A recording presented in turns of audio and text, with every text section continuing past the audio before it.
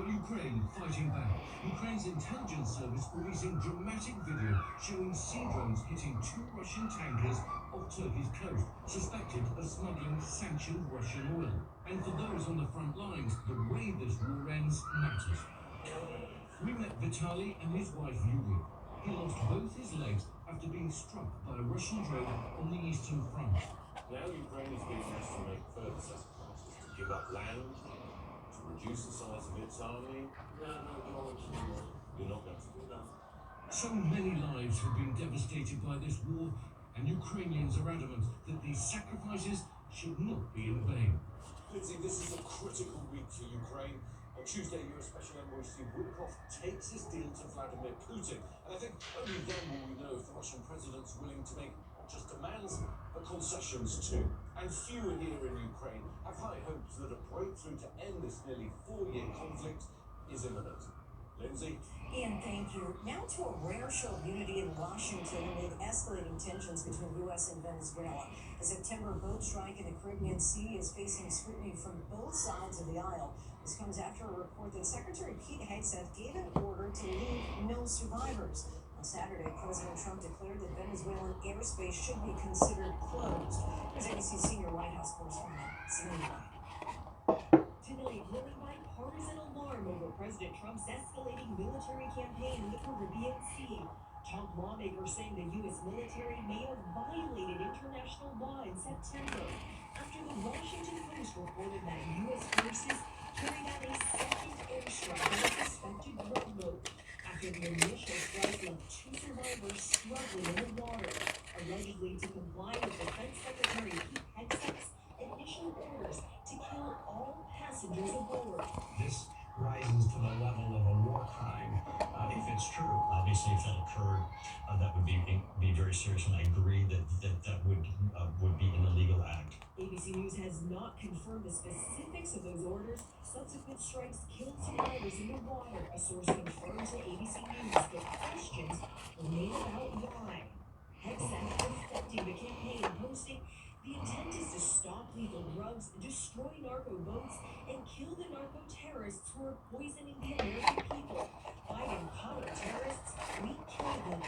Since September, the U.S. has launched at least 20 strikes on suspected drug boats in the Caribbean Sea, killing more than 80 people.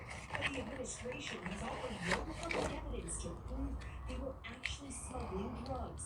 This as Trump escalates his threats against Venezuela. On Saturday, the president warning all airlines, pilots, drug dealers, and human traffickers, please consider the airspace above and surrounding Venezuela to be closed in its entirety. Venezuela is firing back, calling Trump's airspace declaration a colonialist threat and unjustified aggression against the Venezuelan people.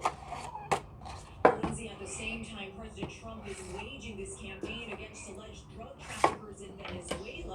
Trump is also pardoning the former president of Honduras, who is convicted in a U.S. federal court of trafficking massive amounts of cocaine into the United States. Democratic Senator Tim Kaine is calling the decision disgusting and incomprehensible.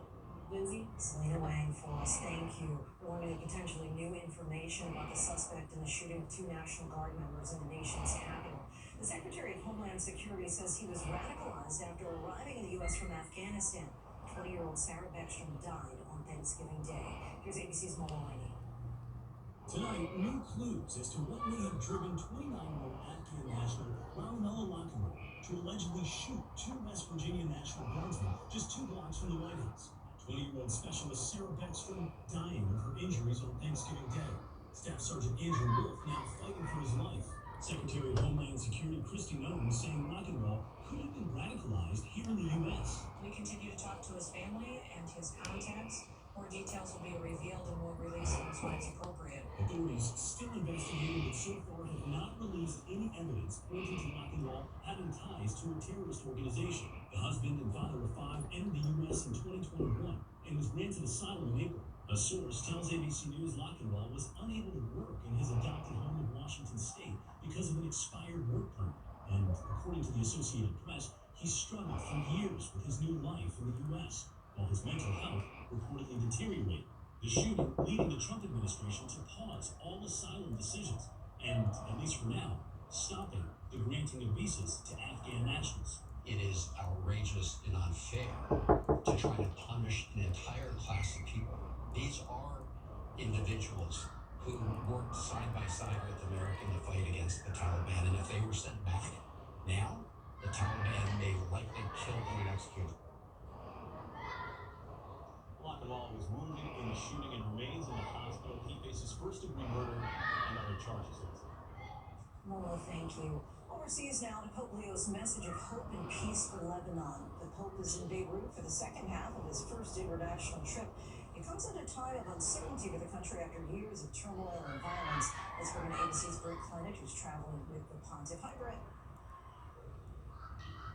Hi, Lindsay. Well, tonight, Pope Leo making a strong plea for peace in front of Lebanon's political leaders as the first American Pope begins the second leg of his maiden foreign trip. The Pope receiving a very warm welcome here in Beirut, arriving from Turkey. And on the flight over, the Pope told reporters the Holy See can be a mediating voice to reach a two-state solution for Palestinians and Israelis. And the